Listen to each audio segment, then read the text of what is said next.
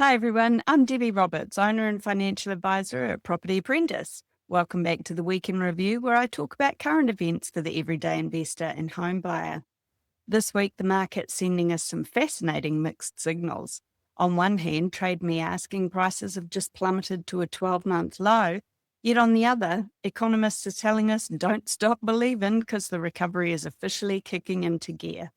Are we at the bottom, or is there more pain to come?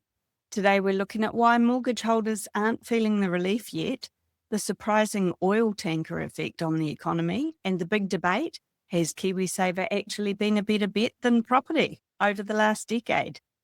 Our topics for this week. Topic number 1 from New Zealand Advisor on the 22nd of January, don't stop believin in New Zealand recovery, BNZ economist. Topic number 2 from REINZ on the 22nd of January, confidence returning to property market, REINZ says. Topic number 3 from Good Returns on the 21st of January, why mortgage holders don't feel like there's more money in their pocket. Topic number 4 from One News on the 20th of January, KiwiSaver or your house, which will give better investment returns. And topic number 5 from interest.co.nz on the 21st of January, average asking price of residential properties listed on Trade Me Property sank $82,500 in November and December. Auckland down $126,400. Gisborne takes a huge hit. So first up for this week in review from New Zealand Advisor on the 22nd of January, don't stop believing in New Zealand recovery, BNZ economist. BNZ Chief Economist Mike Jones believes that there are increasing reasons to trust in a New Zealand economic recovery, citing recent business surveys that suggest momentum is building faster than anticipated. He pointed to the surprise 1.1% GDP bounce in late 2025 and rising business confidence as indicators of an upturn continuing through 2026. Jones noted that recent NZIER results reinforce the idea that the economy is shifting gears, with a net 23% of businesses expecting trading activity to lift over the coming 3 months, the highest level in over 4 years. He observed that firms are signalling firmer intentions to invest and hire, and that profitability expectations have returned to above average levels for the first time since 2021.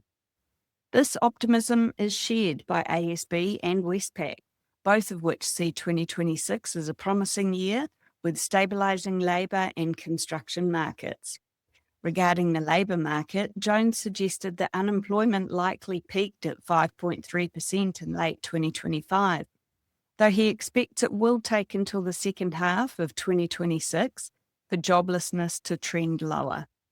On inflation, BNZ has adjusted its Q4 CPI forecast to 2.9, but still anticipates annual inflation nearing 2% by year end. Jones stated that falling rates of both inflation and unemployment would be welcomed by households currently under financial pressure. BNZ has revised its annual house price inflation forecast for 2026 down to 2%, whereas most of the other economists are still expecting 5% capital growth in New Zealand for 2026, but BNZ is citing high supply as a significant headwind. Jones highlighted that building intentions are hitting multi-year highs and consents are trending upward. He added that current statistics point to a market in a broad state of balance, with unsold inventory at 10-year highs preventing any breakout in prices. Finally, Jones indicated that the downtrend in mortgage rates appears to be over. While BNZ officially forecasts the next official cash rate, or OCR, hike for early 2027, he acknowledged that market pricing for a hike by the end of this year is a fair assessment of the risks. Consequently, he expects a period of consolidation for mortgage rates, suggesting that while the curve is now upward sloping, there is still merit for borrowers in extending the term of their mortgage borrowings. Topic number 2 from RNZ on the 22nd of January, confidence returning to the property market, REINZ says. The Real Estate Institute, REINZ, reports that while the housing market quietened down early for the Christmas break, underlying confidence continues to build.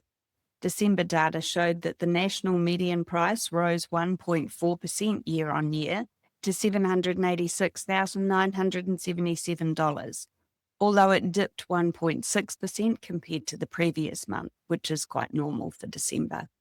Excluding Auckland, annual growth was 2.1%. Sales volumes also improved annually, rising 8.1%, despite a monthly drop of 12.2%. REINZ Chief Executive Lizzie Riley noted that while it is difficult to separate seasonal dips from genuine market shifts, seasonally adjusted figures confirm the market is holding up well. Regional performance varied significantly. Gisborne saw a massive 25% year-on-year price jump to $730,000, setting a new district record alongside Apprentice, which hit $765,000. Conversely, Hawke's Bay prices fell 6.2%. Riley highlighted Canterbury as a standout performer, with prices up 3.6% and sales rising 10% on a seasonally adjusted basis, driven by Christchurch's post-build vibrancy and employment opportunities. Southland also recorded its lowest number of days to sell since March 2021, which means that properties are selling faster. Looking at buyer behaviour, Riley observed that open home attendance and inquiries were higher than the previous December, signalling improved engagement despite the seasonal slowdown. First home buyers and owner-occupiers remain the dominant groups, with a noticeable shift in sentiment from a fear of overpaying to a fear of missing out. Riley attributed this to lower interest rates improving affordability and high stock levels giving buyers confidence. She concluded that 2025 closed on a positive note, setting a constructive foundation for gradual momentum to continue into 2026. Topic number 3 from Good Returns on the 21st of January, why mortgage holders don't feel like there's more money in their pocket. Since the middle of 2024, fixed interest rates have dropped significantly, moving from around 7% down to the mid-4% range. However, Campbell Hastie of Hastie Mortgages cautions that the benefits are not immediate, comparing the economy to an oil tanker that takes time to change course. He notes that monetary policy changes typically have a lag of 12 to 18 months, meaning that the full impact of the reduction cycle that began in August 2024 is only just starting to be felt. Hastie identifies several reasons why borrowers might not feel financially relieved yet. Primarily, many homeowners are still locked into high rates fixed during the peak and haven't yet rolled over onto lower terms. Additionally, because mortgages are often split, savings arrive in incremental waves rather than all at once. He also points out that rising living costs, such as insurance, power, and groceries, are absorbing these savings, while lingering concerns over job security are encouraging people to save extra cash rather than spend it. Looking forward, Hastie sees a turning point. He predicts that by mid-year, rates across all terms will settle in the low 5% range. As unemployment stabilises and confidence returns, the real economic flow-on effects will begin. For buyers, lower interest rates have already reduced bank stress test thresholds. Hastie noted that a client who could borrow $600,000 last year might now qualify for $725,000, potentially making the difference between buying and staying put. Finally, Hastie highlighted the challenge facing Reserve Bank Governor Dr. Anna Bremen. With economists expecting upcoming inflation figures to sit at 3% or higher, the central bank is expected to be cautious with further official cash rate or OCR cuts to avoid reigniting the boom and bust cycle seen after COVID. Hastie concluded that while the lag is a normal part of the monetary cycle, relief is inevitable as the economic tanker completes its turn. My thoughts on this are I agree with just about everything that Hastie says. I would just like to add that at the moment, bank stress testing thresholds have certainly loosened up. However, as interest rates, if they do continue to increase over the rest of this year, there's a very strong chance that banks will increase those stress test thresholds, which means that even though borrowing capacity is good right now, how long that might last for is anyone's guess. So watch what happens on the interest rate front and be prepared to take action sooner rather than later if you're in the market to purchase. Just make sure that you're buying the right property for your situation. If you're tired of companies that just want to sell you a house, we do things differently. Join me at one of our free events called How to Succeed with Property Investing. In these events, we focus entirely on helping you to work out what's the right strategy for your situation. As a financial advisor and experienced investor, I'll show you how to navigate the current market with confidence and make the right decision. We're live, online, and independent. We don't sell property. Go to propertyapprentice.co.nz to secure your free spot for one of our next online sessions. If you've already joined one of our events and are ready to join our lifetime coaching program, you can also book in a no-obligation strategy call with my husband, Paul Roberts, via the website. That's propertyapprentice.co.nz. Topic number 4 from One News on the 20th of January, KiwiSaver or your house? Which one would give you better returns? Recent data suggests that KiwiSaver and other investments have outperformed the housing market over the past decade, a trend experts predict could continue. Well, let's have a closer look. Realestate.co.nz spokesperson Vanessa Williams noted that despite the common belief that house prices double every 10 years, the national average asking price rose only 55.1% between 2015 and 2025, from $556,931 to $863,747. Auckland saw even more modest growth of 23.5%. In contrast, the NZX 50 increased by 57.67% on price alone. Gold rose over 270%, and aggressive KiwiSaver funds returned an annualised 9.7%, roughly 150% cumulatively. University of Auckland finance expert Gisborne, apologies if I've mispronounced the name, stated that housing's underperformance is not surprising. He explained that after adjusting for costs and quality, real housing returns historically average 2 to 3% annually, which is lower than what you find with equities or bonds. While housing is a decent asset, he argued it's often overemphasised as the holy grail, despite offering limited diversification. Kernel Wealth founder Dean Anderson added that while shares consistently outperform property over the long term when it comes to returns, property investors have historically benefited from leverage, in other words, borrowing. However, he described this as a double-edged sword that can amplify losses during downturns. Anderson also predicts a shift in supply over the next decade as baby boomers liquidate investment properties to help fund their retirement, potentially dampening price surges. He believes that as KiwiSaver balances grow and financial literacy improves, the appeal of diversifying into shares and digital assets will rise. Totality chief property economist Calvin Davidson agreed that the doubling rule is a generalisation given by specific factors like falling interest rates, favourable tax settings and tight land supply. Drivers he expects will have much less impact in the future. With potential changes to capital gains tax and government moves to free up land, Davidson forecasts future capital growth to slow to around 4 to 5% annually. However, exceptions remain.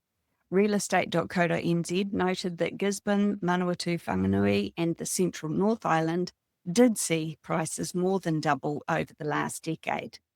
So my thoughts on this is that it's very important that you differentiate between returns and long-term results. Because as one of the commentators mentioned, the benefit with real estate investing is that you get the benefit of leverage. But when you're investing in the share market or KiwiSaver, for example, you're using cash. You can't borrow money to invest in the share market. But when it comes to investing in property, you don't have to have a cash deposit. If you've got enough equity in a property that you already own, you could potentially buy an investment property. And that means that you're getting increase on value of the total amount of the property, not just the amount of any cash that you've put in. And so, whenever I've done the calculations, it does turn out that property tends to, even when I'm using conservative figures, property does tend to outperform the share market over the long term because of that benefit of leverage. Topic number 5 from interest.co.nz on the 21st of January, average asking price of residential properties listed on Trade Me Property sank $82,500 in November and December. Auckland down $126,400 and Gisborne takes a huge hit. Trade Me Property data reveals that residential asking prices finished last year on a significantly soft note, with the national average dropping 6% in December to reach its lowest level in 12 months. The average asking price fell by over $50,000 to $800,700, down from $851,950 in November, marking the lowest figure since December 2024. This decline contributed to a total drop of $82,500 across the pre-Christmas summer selling season. Gisborne experienced the most dramatic fall among the regions, with its average asking price plummeting by $259,300 between October and December to sit at $463,100. Substantial declines over the same 2-month period were also recorded in Auckland, which was down by $126,400, Hawke's Bay down by $109,350, and Marlborough, which dropped by $93,300. Bucking the national trend, the Bay of Plenty was the only region to post an increase over the final 2 months of the year. Prices there rose by $9,900 to $963,000, making it the country's most expensive region for average asking prices. If you're looking at this data, asking prices dropping while business confidence soars and wondering, is now the best time to buy or should I wait? You're not alone. So I just want to add in my thoughts on that last article is that it can be very deceptive if you're looking at averages or medians as your guide as to what's happening in the property market. What we find is that if properties sell, like if lower value properties sell in an area, that can drag the average down. And, if there's more than one type of property that sells, like a particular month, there might be a lot of lower value properties that sell, that can drag the median level down as well as the average. So what we find is that the house price index from Real Estate Institute in New Zealand gives you a much more accurate indication as to what's happening across the country. And so don't be scared by statistics because, what is it that they say? Lies, and statistics. So yeah, you can literally find a statistic to suit whatever it is that you're trying to argue against here. Our impression on what's happening in the property market at the moment, and certainly based on what we see in the housing price index, is that property values are starting to increase, not right across the country, but check out that Real Estate Institute of New Zealand House Price Index report if you want to dig deeper into a particular reason. The market is at a turning point.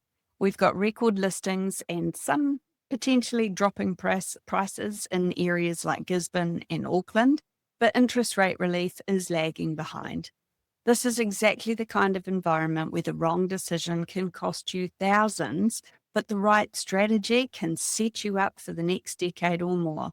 Don't guess your way through 2026, and don't fall for someone's sales pitch for a property either. Join me for one of our free online masterclasses called How to Succeed with Property Investing. These events are all held live and online, so you can ask questions and gain valuable insights and strategies tailored to today's market conditions, regardless of where you live. Whether you're an experienced investor or just getting started, this free session will equip you with the key tools and insights to make confident, informed decisions. Don't miss out. Register today and take the next step towards achieving your financial success. At the end of our free events, I'll also tell you more about how we could help you as a client to achieve your investing goals. So if you're interested in finding out more about how we can help you, go to propertyapprentice.co.nz and register for one of our free events today. If you've already been to one and you'd like to know more about whether or not we're a good fit for you, book a no obligation phone call or meeting with my husband, Paul Roberts, through our website, propertyapprentice.co.nz. Thanks for listening. Hey there, want to stay on top of the latest property news and trends? Subscribe to the Property Apprentice podcast for weekly updates that will help you to navigate the market like a pro. We cover everything from insider tips to expert interviews, so you'll always be in the know. And don't forget to ring the bell and hit that subscribe button here on our YouTube channel for even more helpful content to boost your property journey. Check out the link in the description to subscribe to the podcast, and we'll see you in the next episode. Happy investing.